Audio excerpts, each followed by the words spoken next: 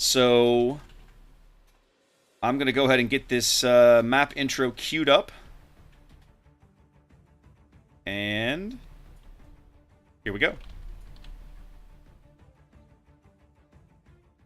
Somewhere between the shores of France and England, this critical battlefield is the stage for a clash of enemy fleets. This idyllic setting will soon be shattered by the thunder of guns and flash of explosions, as only one fleet can be victorious. This is Sea of Fortune. Sea of Fortune is a 48 by 48 kilometer domination-style map with 3 cap points running in a line from west to east. The A cap is on the extreme left, B is in the center, and C is on the far right. The A cap is surrounded by islands, but offers virtually no cover within the cap itself. The aforementioned islands provide plenty of places for friendly radar cruisers to conceal themselves, making aggressive destroyer plays into the cap early in the game very risky and frequently suicidal. A narrow passage past the picturesque castle links Cap A and Cap B in the center. There are only 4 ways in and out of the B cap, 1 in each cardinal direction, and no cover inside. The islands near the cap are commonly used as shelter by defending cruisers, who find themselves in turn the primary targets of enemy battleships. Cap C is possibly the easiest cap for destroyers to contest, but that doesn't make it any less dangerous. Wide open to the north and south with a connecting passage to Cap B to the west, ships caught in the cap by enemy radar have nowhere to hide and must vacate the cap or be destroyed. Control of Sea of Fortune can swing very quickly because of how close the capture points are to one another, and the narrow gap between A and B makes defending one cap from the other almost trivial. Teams that allow the action to shift from a north-south axis to an east-west one may find they have an uphill battle to climb. 18 ships, 2 teams, 1 victor. It's time to play Sea of Fortune.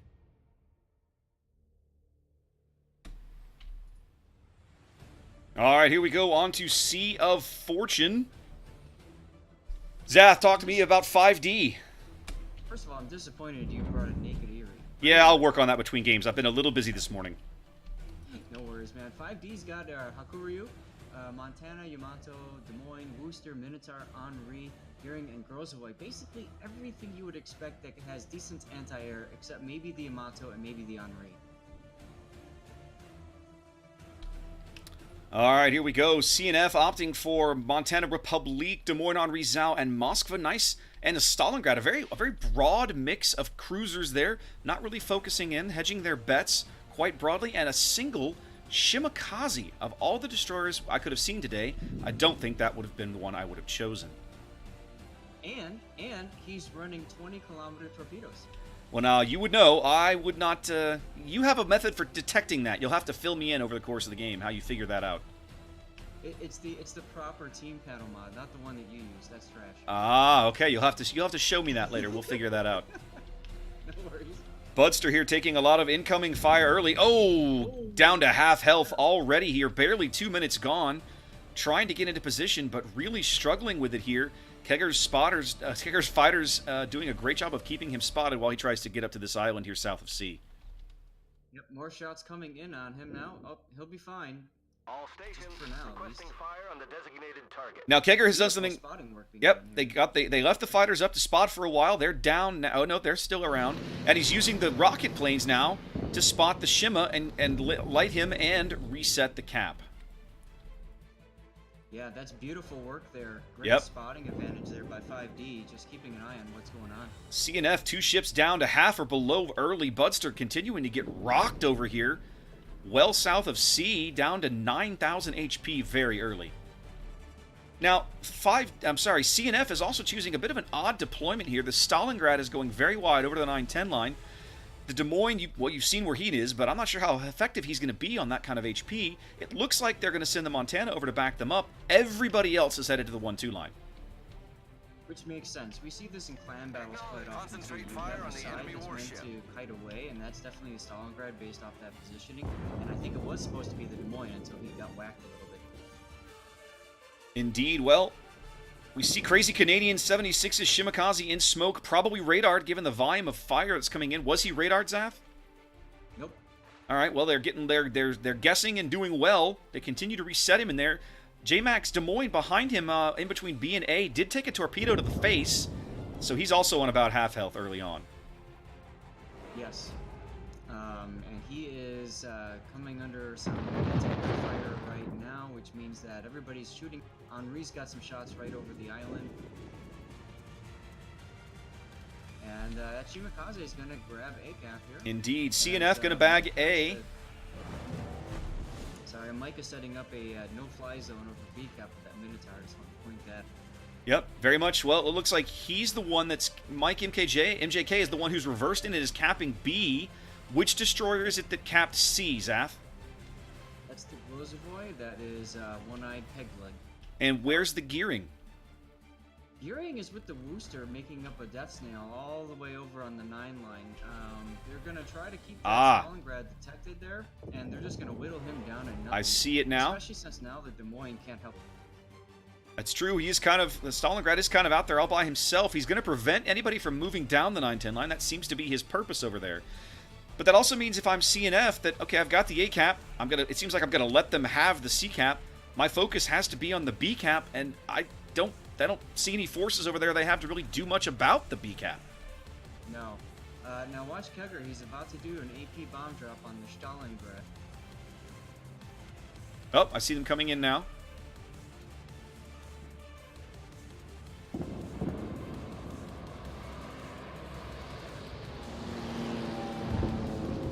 Solid hit there. But I mean, you know, we're only getting, what is it now, 3 to 6 bombs in a salvo, so we're not going to see any more of the massive, you know, ship-deleting AP strikes that we got used to seeing last King of the Sea from Midways. Now, we are going to see some heavy hits, but probably not just ships vanishing. Well, and I just want to comment on that. It's interesting that both teams went for Hakuryu when the Midway is well known as a very powerful HE bomber. Very much so. Second drop, not really getting much there. Kegger pulling those planes out. Kegger's like, that's it. Yep. Time for something different. Not going to get much there. 6 minutes gone. What's going on over at the 1-2 line here by CNF? Well, they kind of have to push. Like they have all this force over here. They have to do something with it. 6 minutes gone. They're down a cap. Both teams, neither team on a kill just yet.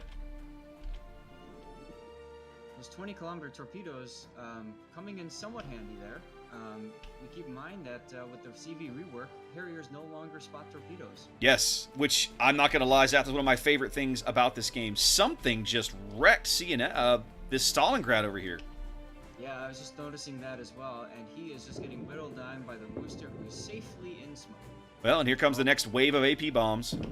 Yeah, but it's not going to matter because the Gearing's torpedoes are going to strike him any second now. Both the Des Moines and the Stalingrad putting their radars up at the same time. The Stalingrad is about to eat torpedoes, and he has got to go off. He's going to be off the board here. He's going to eat 2 of these. Yep, just one. One's all it takes. First kill going to 5D here on Sea of Fortune. Shimakaze detected. He's going down. Yeah, I think so.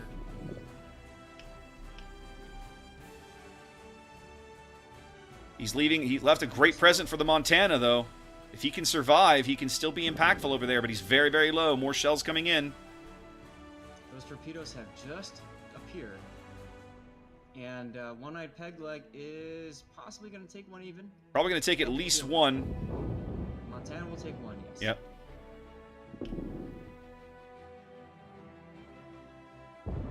Torpedo bombers coming in on the gearing now, all the way on the other side of the map. Wooster's going to say go away. Yep. Yeah, it doesn't look like he's going to get much out of that strike at all. With a Wooster nearby, if I'm a gearing, I've got a nice, warm, fuzzy feeling around my backside, you know? Oh. Because my ass is covered. Are you sure you haven't started drinking yet? No, I haven't. But I tell you, after today and yesterday getting just the scramble of finishing up all the prep work for the tournament, I could use a drink. So we'll see how it goes. Kegger now refocusing his rocket planes, coming back to finish off the Shimakaze that he knows is low on this side of the map. Yeah, problem is, though, that she was in smoke. Can't got that Mosfer there to spot. Well, he's not in the smoke, but he's about to get spotted by planes, I'm sure. He's adjacent to the smoke. No, the problem is Kegger is going right over the smoke, which means he loses that line of sight. There he goes. Yep, told you he was in there somewhere.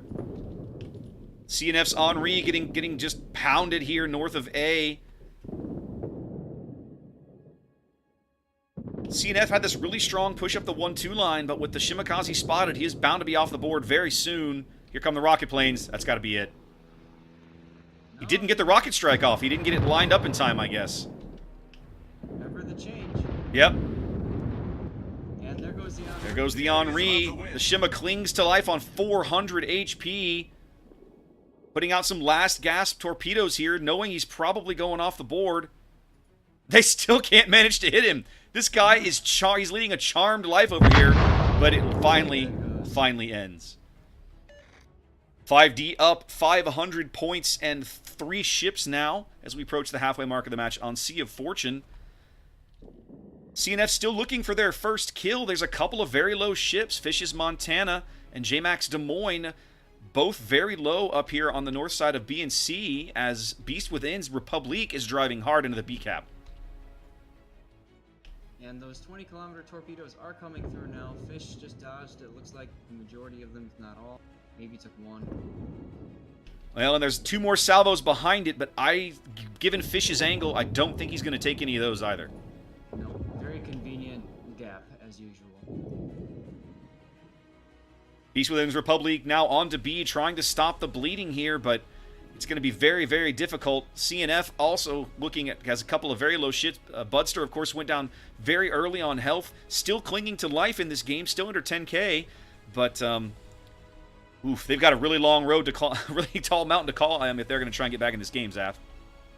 Yeah, that's probably not going to happen. I mean, Beast Within is taking B cap, but he's going to sacrifice quite a bit. Well, they're going to reset him finally. Ensign O'Malley Zhao coming in right behind him here. If CNF can bag a couple of kills in a cat, they can get back in the game. But I think in the long run, I don't think they can sustain this. No, beautiful Hakuryu drop, by the way. Was a very well done Hakuryu drop, coming in at an angle off the bow, putting 2 into Beast Within's Republique here inside the B cap. Oh. Here we go. CNF finally does bag their first kill of the game. Another Hakuryu drop coming in on Beast Within's bow. He can't see those torps. He is going to take another one in the bow. No, he doesn't. The torpedoes don't arm in time, and he manages to dodge the second drop. Oh, but wait. Watch the Des Moines behind. Now, the Des Moines and the Zhao now have to dodge the same drop as well, but they're going to be good. It's the Red October maneuver. Indeed, CNF making a game of it here, trying to get back in the game. They do pick up B, but they are vastly down on health and way behind on points. AP strike coming in on the Republique. Not really getting a whole lot out of that. I think a lot of people are going to start switching over to Midway. The AP bombs on the Hakuryu just don't seem to do enough. I'm inclined to agree. I really feel like that Midway is the superior carrier at the moment for King of the Sea play. I'll be curious to see if the teams agree with me, but that's just my opinion. Budster's Des Moines looks like he's finally going to go down, and there he goes. Yep. 5 torpedoes. 5D seconds from victory here on Sea of Fortune. CNF trying to step onto the C cap to stop the pain, but I don't think they're going to get there in time. They literally have less than 10 seconds. I don't... That's maybe? correct. Maybe? They do make it. They do make it. They stop it, but it's can O'Malley dodge all these torps? I don't know. He's the only... Literally, Ensign O'Malley existing is the only thing keeping them in the game. Nope, Beast Within now on the cap as well. CNF down 4 ships, a tremendous amount of fire. Beast takes a torpedo up forward, and that's the game. It.